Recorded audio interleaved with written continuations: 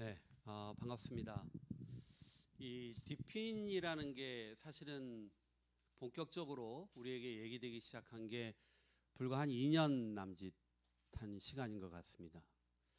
그런데 오늘 저는 이 짧은 저의 키노트를 통해서 왜 우리가 디핀을 결국 채택할 수밖에 없는지에 대한 큰 이 흐름을 한번 좀 정리를 해보려고 하고요. 아마 저의 발표 이후에 굉장히 많은 또 귀중한 발표들이 준비되어 있는 걸로 알고 있습니다. 오늘 특별히 제가 굉장히 주목하고 있는 에이셔의 공동 창업자인 마크 라이던이 앞에 있는 자리에서 제가 발표를 하게 되니까 제가 보통 떨질 않는 사람이거든요. 제 경력을 좀 보시면 아시겠지만 근데 오늘은 조금 마치 선생님 앞에서 평가를 받는 학생의 마인드인 것 같습니다. 어쨌든 굉장히 영광스럽고 기쁜 I'm very honored to have you here and he is a real pioneer and innovator to lead this new era. 정말 아주 감사하게 생각을 합니다. 오늘 제가 말씀드리고자 하는 것은 AI와 디핀에 대한 얘기를 하려고 하는 거예요. 디핀만 얘기하면 왜 우리가 디핀을 해야 되는지를 이해하기가 좀 쉽지 않고요. AI로부터 풀어가기 시작하면 결국 우리는 디핀에 도달할 수밖에 없는 이유를 알게 될 겁니다. 그래서 일단 저는 AI 트랜스포메이션이라는 거대한 흐름을 먼저 좀 짚어보고요. 그 다음에 웹3와 디핀으로 자연스럽게 논의를 이어가도록 하겠습니다. 제가 매년 우리 메타버스 전문대학원에서 매년 기술 트렌드를 좀 우리 학생들한테 발표를 해요. 제가 2025년 올해 만든 7가지 트렌드를 먼저 간략하게 소개를 시켜 드리겠습니다. 첫 번째는 발전의 속도가 초가속화돼 간다는 거예요. 그래서 실질적으로 데이터의 증가 속도나 인터넷의 트래픽 증가 속도, 또 연결된 디지털 기기의 증가의 숫자 같은 것들이 과거 상상할 수 없는 정도로 굉장히 빠르게 확장되고 있고 더 빨라지고 있다는 거죠. 거기에 이제 드디어 여러분 올해 2025년에 화두가 된 이 양자 컴퓨팅까지 가세를 하면서 소위 기술 발전의 속도가 소위 지난 한 3, 40년간 끌고 왔던 무어의 법칙이라고 들어보셨죠? 고든 무어의 매 18개월에서 24개월마다 컴퓨터의 연산 속도가 2배로 빨라진다라는 무어의 법칙이 이제는 완전히 깨지고 이제 새로운 인텔리전스, 아티피셜 인텔리전스, 지능의 법칙의 시대로 완벽하게 쉬프팅되고 있다는 거예요. 이제 그렇게 되면 사실은 이런 새로운 세대에 우리가 뭘 어떻게 네트워크 환경을 가져갈 것인가에 대한 고민이 생길 수밖에 없는 거죠. 두 번째는 승자 독식의 법칙이 점점 강화되고 있어요. 여러분들 2013년, 2017년, 2024년에 미국의 탑 10 기업들의 리스트를 보면 2013년만 하더라도 엑슨모빌, 버크셔 해서웨이, 월마트, 제너럴 일렉트릭 이런 기업들이 포함되어 있어요. 즉 IT 기업이 아닌 기업들이 포함되어 있죠. 2014년에는 애플, 마이크로소프트, 엔비디아, 알파벳, 아마존, 메타, 심지어는 브로드컴, 테슬라까지. 이게 전부 IT 기업이고 AI 기업들인 거죠. 그러니까 결국 전 세계를 끌고 가는 이 핵심 주체가 누구냐? 이 메인 포스가 누구냐? 전부 IT, AI에 기반한 IT 기업들이 결국 세계 경제를 독식할 수밖에 없다. 근데 이제 관련의 숫자를 보시면 여기 2013년만 하더라도 애플의 마켓캡하고 존슨앤존슨의 마켓캡이 2배밖에 차이가 안 나죠. 근데 2024년 보면 애플의 마켓캡하고 테슬라의 마켓캡을 보면 5배나 차이가 나요. 그러니까 위에 있는 애들이 훨씬 더 많은 빅파이를 가져가는 시대가 된다는 거죠. 센 놈이 다 먹어요. 이게 이제 우리가 디핀을 아주 적극적으로 고민하지 않을 수 없는 이유가 됩니다. 인공지능이 드디어 이제 인간의 동반자가 돼요. 우리가 쓰는 툴이 아니고요. 우리 친구예요. 네. 이게 달라지는 점입니다. 근데 좀 있으면 우리 친구가 아니라 우리의 지배자가 될 수도 있죠. 예. 이 부분을 우리가 좀 더 고민을 해야 된다는 거고요. 그리고 웹 2.0에서 웹 3로 패러다임이 쉬프트되고 있다는 것도 큰 변화 중에 하나입니다. 이 웹 3가 되게 되면 탈중앙화된 네트워크, 블록체인 기술에 기반의 새로운 경제 시스템이 만들어질 수밖에 없고요. 이게 디핀입니다, 여러분. 디핀의 정의를 복잡하게 생각할 것 없어요. 결국 탈중앙화된 네트워크에 블록체인 기술이 연결돼서 새로운 경제 시스템을 구현할 때 가장 최적화된 네트워크 환경이 무엇일까에 대한 고민들. 이미 우리가 쓰고 있는 아마존이나 애저 또는 구글 클라우드 같은 것들은 웹 2.0의 대표적인 중앙 집중식 서버 시스템들이거든요. 과연 이걸로 웹 3 시대를 제대로 활성화시킬 수가 있는가? 시대 정신이 달라요, 여러분. 시대 정신이. 그래서 결국 웹 3 시대가 오면서 특히 크리에이터 경제가 활성화되죠. 누구나가 크리에이터가 되는 시대가 돼요. 그 누구나가 크리에이터가 되는데 크리에이팅이라는 행위 자체는 엄청난 AI 토큰을 필요로 합니다, 여러분. 근데 그 AI 토큰의 비용을 누가 낼까요? 국가가 됩니까? 쉽지 않죠. 이 엄청난 비용의 문제를 어떻게 풀 것인가, 이게 현실적인 고민이라는 거죠. 근데 결국 웹3에서는 데이터 소유권이 변화해요.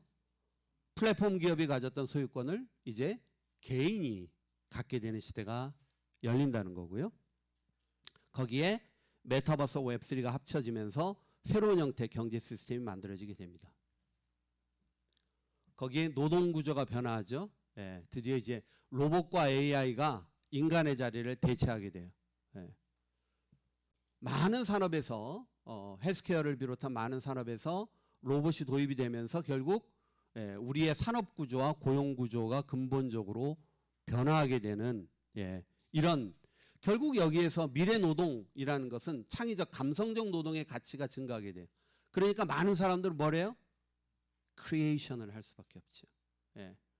그러니까 아이디어에 기반한, 창의성에 기반한 크리에이션을 할 수밖에 없고, 그럼 누구나가 이제는 엄청난 컴퓨팅 파워를 필요로 하게 되는 시대로 가게 되거든요. 근데 여러분, 그 개인들이 필요로 되어지는 컴퓨팅 파워의 가격은 이미 개인이 지불할 수 있는 선을 넘어서고 있어요. 상당히 비쌉니다, 여러분. 그게 현실적인 문제라는 거고요. 현실과 가상의 경계가 허물어져요. 여러분, 이제 스마트 글래스를 써보면 HMD를 쓸 때에 비해서 굉장히 간단합니다. 이제 스마트 글래스를 통해서 뭐가 있죠? 카메라가 있죠. 그 다음에 AI가 연결이 되죠, 자연스럽게. 그 다음에 글래스를 통해서 AR, VR, XR의 메타버스의 이미지가 자연스럽게 프로젝션이 이루어져요. 이게 전부 뭐죠? 엄청난 네트워크 환경과 그 안에 엄청난 AI 토큰이 필요로 되어진다는 얘기예요. 그냥 이루어지지는 않는 거거든요.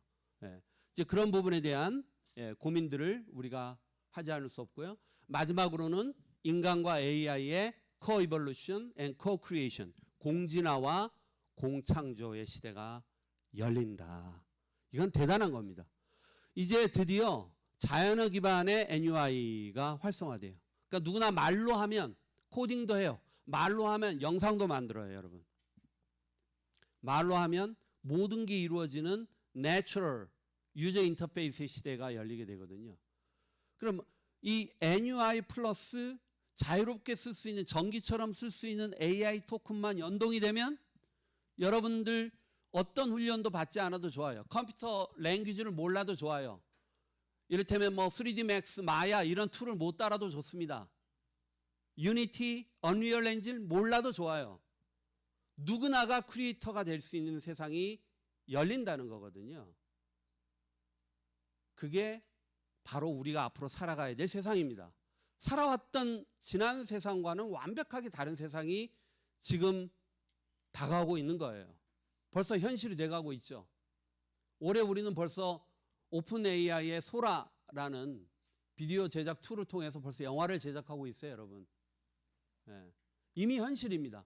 엄청난 컴퓨팅 파워가 필요해요. 거기에 이제 바이브 코딩처럼 자연어로 여러분들이 의도만 전달하면 바로 게임 완성된 프로토타입의 게임까지도 만들어주는 세상이 이제 열렸다는 거예요. 언젠가가 아니고요. 지금 벌써 모든 것들이 실현되고 있다라는 거죠. 자, 그래서 결국 승자 독식, 웹 2.0의 거대한 기업들이 엄청난 빅파이를 가져가고요. 그럼에도 불구하고 웹3 혁명을 통해서 개인이 자신의 데이터에 대해서 소유권을 주장할 수 있는 새로운 혁명이 시작되고 있다. 거기에 현실과 가상이 융합되고 있고 AI는 이제 인간의 동반자가 됐으며 그런 AI와 인간이 함께 진화하고 함께 창조하는 그런 시대가 이제 왔다라는 거죠.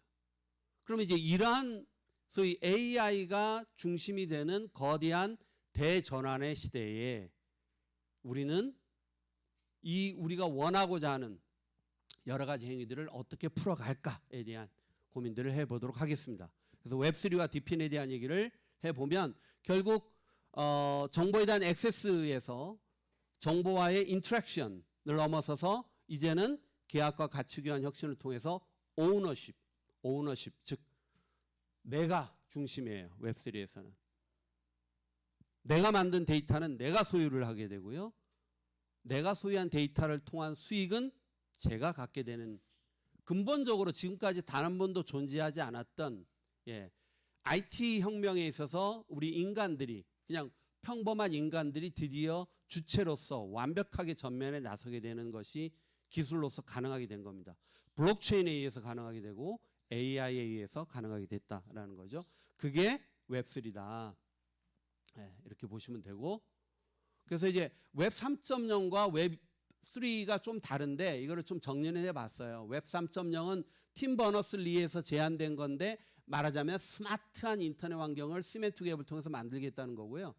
게빈 우드에 의해서 제안된 웹 3라는 것은 탈중앙화된 네트워크를 통해서 데이터의 소유권을 개인이 갖도록 하자라는 근본적으로 철학이 다른 거여서 오늘은 웹 3.0이 아니라 웹 3를 중심으로 해서 얘기를 드리겠다. 이렇게 정리를 한번 해봤고요. 결국 웹 3로 점진적으로 이제 전환하게 되면 디핀의 역할이 중요해질 수밖에 없는 오늘의 본론을 얘기를 해보도록 하겠습니다.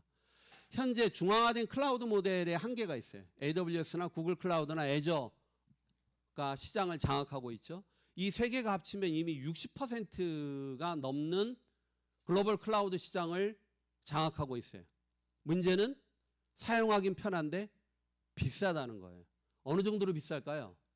실제 비즈니스를 할 때 써보면 비용을 감당하기 정말 쉽지 않다라고 느낄 정도로, 비싼 게 아니라 아주 비싸다라고 느낄 정도가 돼가고 있어요. 조금 이따 다시 비용 구조를 한번 살펴볼게요.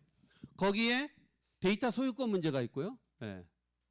웹 2.0이기 때문에 우리 소유권에 대한 부분이 이게 깨끗하지가 않아요. 클리어하지 않아요. 서비스 종속성이 심화되고 있다. 이런 문제들이 있습니다. 그런데 이제 디핀이라는 개념이 들어오게 되면서 실질적으로 중앙집중 통제에서 개별 참여자들의 소유로 전환하게 돼요. 이게 대단히 매력적인 지점이거든요. 그러니까 언제까지 우리가 AWS나 애저, 구글 클라우드에 종속된 형태로 많은 비용을 지불하면서 그런 네트워크 환경에서 모든 비즈니스를 해야 될까? 그거를 깰 수 있는 대안은 없을까에 대한 고민들을 할 수밖에 없는 지점인 거고요. 거기에서 디핀에 대한 것들이 점점점 확산돼 갈 수 있는 환경이 만들어져 가고 있습니다. 거기에 아까 말씀드린 웹3의 데이터 소유권, 디지털 자원의 민주화 이런 것들이 이제 실현되고 있고, 커뮤니티 기반의 자율적 인프라 구축이 가속화될 수 있고, 웹3 개방형 체제로의 전환이 이제 하나하나 현실화되고 있다. 이런 얘기죠. 그래서 디핀이라는 것은 이상적인, 우리 애카데미아에서 얘기하는 대안적 개념으로서 이상적인 것이 아니라 실질적으로 개방형 경제로 전환되고 있는 분명한 실체를 가지고 있는 대안적 네트워크다라는 것을 우리가 분명히 인식할 필요가 있습니다. 그래서 디지털 인프라의 새로운 표준으로 부상하고 있고, 클라우드 시장에서 점진적으로 역할이 확대될 걸로 예상되고 있고, 기존의 중앙화 모델을 물론 상당 부분은 공존해 가겠지만 일정 부분 계속적으로 대체해 나가는 대안적 모델로 성장할 것임은 분명하다라는 거죠. 자, 이걸 한번 보면 어이구. 지금 여러분 대한민국에서 인공지능과 관련해서 최초의 아주 대중적 접점이 2016년 이세돌과 알파고의 대결 아니겠습니까? 근데 이제 그때만 하더라도 실질적으로 파라미터 숫자가 2,600만 개밖에 되질 않았어요. 근데 지금은 GPT-3에서 이 2,600만 개가 1,750억 개. 뭐 비교할 수 없을 정도로 파라미터 숫자가 증가하죠. GPT-4로는 또 공 하나 더 들어가 1조 8천억 파라미터. 기능도 점점 늘어나고 있죠. 그 과정 속에서 이게 2024년에 엔비디아 H100, 그 다음에 올해 엔비디아 B100으로 계속적으로 지금 엄청난 컴퓨팅 파워에 대한 기술적 진화가 숨을 못 쉴 정도로 진짜 매일매일 속도가 더 가속화되고 있다라는 거고요. 그래서 그런 속에서 결국 컴퓨팅 파워에 대한 수요가 점점 늘어날 수밖에 없어요. 어느 정도일까요? 지금 AWS, Azure, GCP 이 세 개를 합치면 대략 하여튼 60%가 넘어요. 2022년, 2023년, 2024년 다 해봐야 하여튼 세 개 회사가 결국 글로벌 클라우드 시장을 독과점으로 쥐고 있다는 거죠. 여러분 독과점의 문제가 뭔지 아세요? 얘네들이 마음먹으면 가격을 결정한다는 겁니다. 여러분. 이게 문제예요. 이게요. 서로 얘기는 안 하지만 적정하게 가격을 자기들끼리 유지해 가면서 가는데 그게 사실 우리한테는 정말 경우에 따라서는 고통스러운 가격으로 가고 있는 거예요. 자, 지금 요 그래프가 여러분들이 아마존의 투자자라면 굉장히 좋은 기뻐할 만한 그래프죠.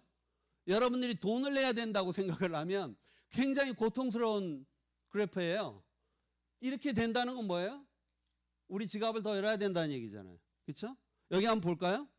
제가 이게 다 뽑아봤어요. 2022년에 매출이 800억 달러입니다. 계속 늘어나죠? 2024년에는 무려 1,000억 달러를 넘어섰어요. 근데 놀라운 건 뭔지 아십니까? 매출이 증가하는 게 중요한 게 아니고 여길 보세요. 영업이익이 이상하지 않아요? 아니 매출은 어떻게 13%에서 18% 증가하긴 했지만 아니 뭐 갑자기 뭐 무슨 짓을 했길래 이렇게 영업이익을 늘렸을까? 그리고 실제 이렇게 되면서 아마존에서는 아마존 클라우드인 AWS가 이제는 이익 기여도로서는 절대적인 존재가 되어버렸어요. 아마존이 벌어들인 전체 수익에서 한 65% 정도가 클라우드에서 발생되는 거예요. 아마존이 책 팔던 아마존이 아니에요, 이제는요. 그죠? 그래서 AWS와 DP인을 한번 이렇게 비교를 해봤어요. 중앙 집중형이죠. 이것은 분산형이고 커뮤니티 기반이죠. 아마존이 모든 인프라를 소유 운영해요. 여기는 다수의 독립된 참여자가 네트워크 인프라를 구축하죠. 확장성은 글로벌 대규모로 아마존이 결국 모든 나라의 데이터 센터를 지어가면서 독점적 지위로서의 확장성이 있다고 하면 여기는 참여자가 증가해야지 되는 또 문제가 있긴 해요. 그럼에도 불구하고 유기적으로 확장 가능하죠. 데이터 소유권은 AWS의 서버에 저장이 되고요. 이거는 사용자 및 노드 운영자가 직접 데이터 소유를 할 수 있죠. 제어도 할 수 있어요. 비용 구조, 초기 비용은 낮아요. 그러니까 사람들이 AWS 써보니까 별로 안 비싼데? 이제 걸려드는 거죠. 들어가서 쓰면 쓸수록 데이터량이 늘어나면 늘어날수록 급격히 비용이 상승함을 알게 돼요. 저도 처음에는 우리 메타원, 우리 메타버스 전문대학원에서 AWS 쓸 때, 야, 그거 해라. 너무 쓰기 편리하고 안전하고. 근데 어느 날부터 비용이 청구돼서 오는데, 왜 이렇게 돈을 많이 내지? 제가 그걸 느꼈던 거예요. 아니, 무슨 일이 있길래 우리가 아마존에 이렇게 돈을 많이 내야 될까? 예. 그래서 제가 이제 좀 살펴봤던 거죠. 하여튼 여러 가지를 좀 한번 보시고요. AWS의 비용 구조를 보면 초기 진입 비용은 낮아요. 막 1년간 뭐 프리티어 서비스도 주고요. 근데 사용량 기반의 과금이기 때문에 트래픽과 저장 용량이 증가할수록 비용이 급격히 상승하는 구조고, 특히 외부로 데이터를 전송할 때 높은 요금이 부과되고, 만약에 서비스가 급성장하게 되면 예상치 못한 과금 폭탄이 발생될 수 있는 가능성도 있어요.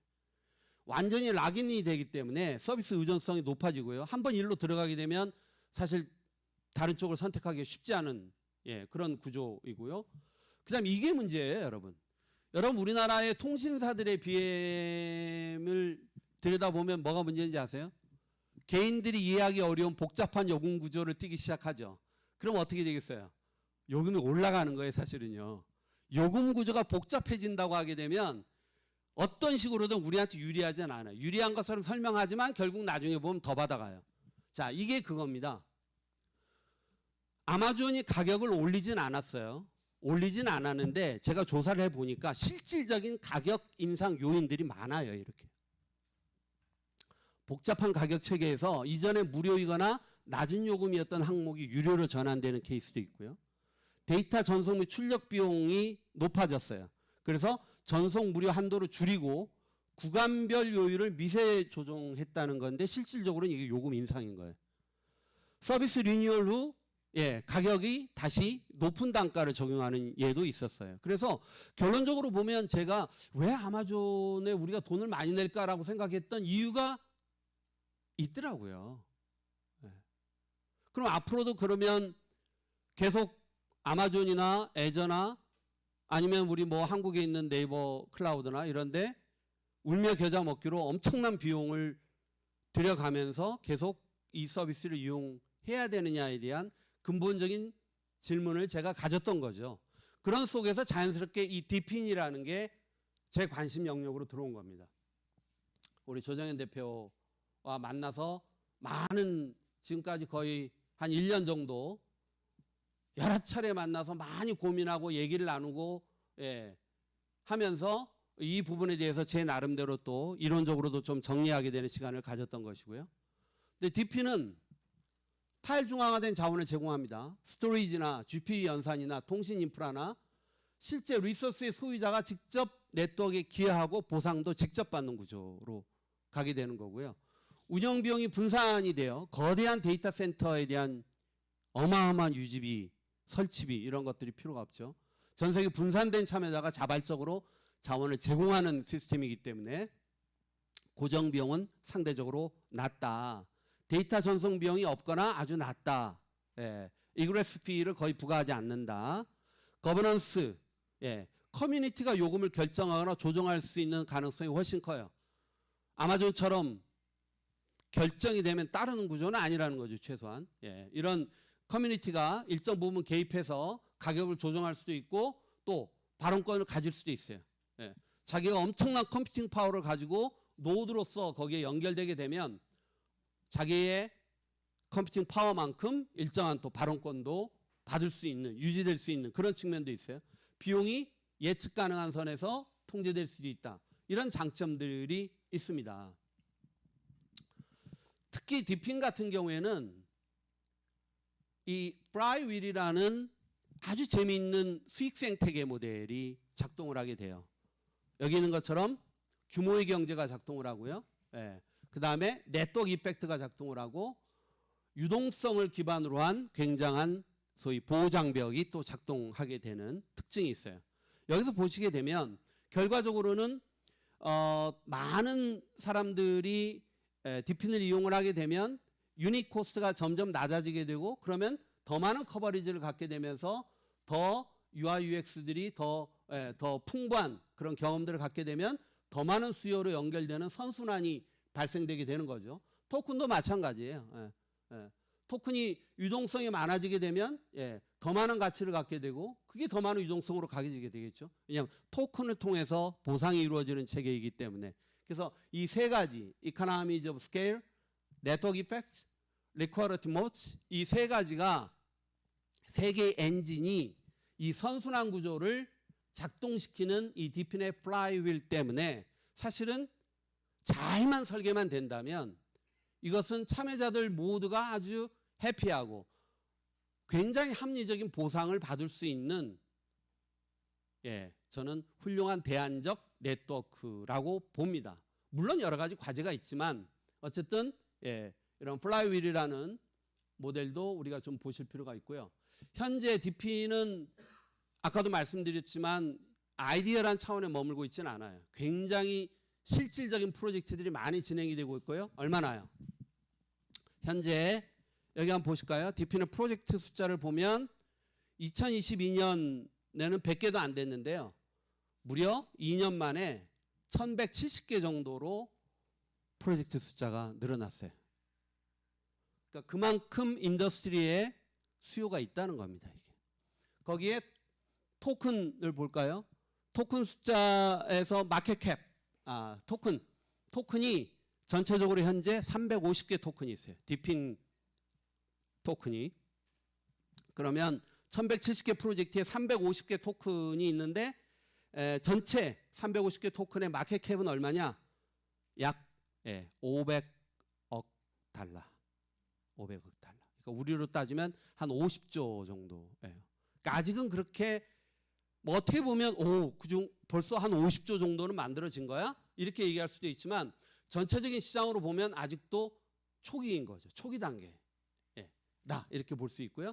전체 크립토 소위 그 얼터너티브 크립토라고 해서 이제 우리가 대안 코인이라고 보는 시장에서는 현재 한 5% 정도가 디핀 코인이다. 이렇게 보면 될 것 같고요.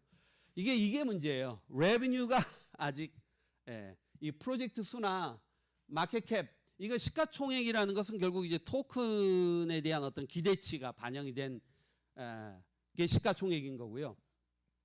실제 벌어들이는 거는 아직은 한 5억 달러 정도밖에 되질 않아요. 이게 이제 디핀이 풀어야 될 가장 큰 숙제이죠. 그럼에도 불구하고 마인드쉐어, 많은 사람들이 디핀에 대한 인식을 하는 인식 정도는 2년 만에 굉장히 빠르게 올라왔어요. 여러분들도 여기에 기여를 하는 겁니다. 이제 오늘이 끝나면 이제 디핀이 뭔지 알겠어. 앞으로 굉장히 확장 가능성, 발전 가능성이 있는 대안적 네트워크야. 이 정도 이제 여러분들이 아시게 됐으니까 기여를 하는 거죠. 자, 마지막으로 이제 디핀이 직면한 도전 과제들 한번 보겠습니다. 여전히 기술적 성숙도에 있어서는 많은 R&D가 필요해요. 그래서 안정성, 확장성, 사용자 경험, 이 부분에 있어서 기존 클라우드 서비스에 비해서는 아직도 극복해야 될 부분들이 분명히 존재합니다. 그 다음에 규제 및 법적 불확실성, 이게 코인하고 연결되어 있는 구조이다 보니 특히 우리나라처럼 코인 자체에 대해서 아직도 말하자면 불법 내지는 제도적 미비의 어쨌든 규제 공백이 있는 상황 속에서는 사실 조금 문제가 있죠. 그럼에도 불구하고 이미 글로벌 시장에서는 상당히 많은 프로젝트를 통해서 아까 보신 것처럼 상당히 많은 프로젝트를 통해서 이미 실체를 가지고 있고 350개 코인들이 이미 시장에서 상당히 인정을 받고 시장을 확장시켜 나가고 있다라는 걸 보면 우리나라가 이 부분에 있어서 빠른 제도의 정비가 필요하고, 만약에 이게 되지 않는다면 어떻게 되겠어요? 우리는 글로벌 시장에 그냥 종속되는 거죠. 우린 노드만 제공할 뿐 말하자면 주체적으로 우리가 뭔가 끌고 갈 수 없는 안타까운 부분이 바로 이 부분이 아닐까 이런 생각이 들고요. 시장 신뢰와 인식 부족에 대한 문제, 아까 마인드쉐어가 많이 올라가긴 했지만 여전히 이 부분에 대해서는 많은 사람들이 아직은 충분한 정보를 갖고 있지 못하고 과연 이게 되겠냐에 대한 그런 신뢰 문제도 여전히 극복해야 될 과제입니다. 그리고 마지막으로 결국 석세스 케이스들이 자꾸 늘어나야 되거든요. 뭔가 확 대박을 치면서 치고 나가야지 요게 이렇게 되는 거구나, 저게 확실한 얼터너티브가 맞네, 이렇게 될 텐데 우리 에이셔가 좀 더 분발해서 확실한 어떤 석세스 케이스를 만들어 주기를 바라는 마음이 큽니다. Go, go, go, Asia. Okay. Go, Asia. 예. 그래서 이 지금 이 법적 불확실성에 대한 부분은 사실은 결국 우리 국가적 차원에 있어서 우리 정부 차원에 있어서의 법제도 정비가 같이 수반돼야 되는 문제이긴 하지만 기술적 성숙도나 시장 신뢰, 인식 부족의 문제 이런 부분들은 저는 아까 우리가 도표에서 본 것처럼 굉장히 빠른 시간 안에 어쨌든 많은 것들이 실체를 가지고 성장하고 있기 때문에 이 문제는 해결될 거라고 봐요, 저는요. 결국 남은 거는 요 부분이거든요. 돈을 버는 놈들이 나와줘야 돼요. 근데 이것도 저는 결국 시간이 흘러가면서 특히 지금 이제 발목을 붙잡고 있는 게 여러분 뭐 거시적인 경제 차원에서 보면 미국의 이자율 같은 것들이거든요. 이게 엄청난 이자율 같은 것과 연동된 산업들이기 때문에 코인도 그렇고 이런 시설 장치 산업도 그렇고요. 그래서 전체적으로 보면 시장 상황은 점점 좋아질 것이다. 코인에 대한 제도권 안으로 끌어들이는 노력이 어쨌든 미국을 중심으로 해서 활발하게 아마 진행이 되고 있고 올해 상당히 많은 코인들이 아마 뉴욕 스탁 익스체인지에 의해서 합법적인 제도권 안으로 이제 들어오기 시작을 할 것이고 다 연동된 겁니다. 거기에 말하자면 많은 실질적인 산업계 프로젝트들 여기 컴퓨팅 파워, 와이어리스 분야, 센서 분야, 아이덴티티, 에너지, 로지스틱스 여러 분야에서 여러 가지 실증 사례들과 석세스 케이스들이 계속 쌓여가기 시작을 하면 분명히 DP는 대안적 네트워크로 충분히 가능성이 있다라는 정도까지는 올해 저는 그 정도는 충분히 갈 수 있다. 이런 생각이 듭니다. 결국 웹 2.0에서 웹 3로의 진화라는 거대한 패러다임, AI가 결국 엄청난 컴퓨팅 파워를 필요로 한다라는 여러 가지 시장적인 요구, 여기에 결국 각각 개인들이 웹3 환경의 크리에이터로과 같은 대안적 네트워크에 대한 관심과 실질적으로 참여들이 점점 늘어나게 되지 않을까. 그래서 저는 분명히 디핀이 활성화되고 디핀이 대안적 네트워크로 분명하게 자리 잡아야지 그게 우리 퍼블릭 인트레스트, 대다수의 공중의 이익에 저는 부합한다. 그 다수의 국민들의 이익을 위해서라도 디핀과 같은 대안적 네트워크가 반드시 건강하게 자리 잡아야 된다라는 게 제가 오늘 드리고 싶은 결론입니다. 들어주셔서 대단히 고맙습니다.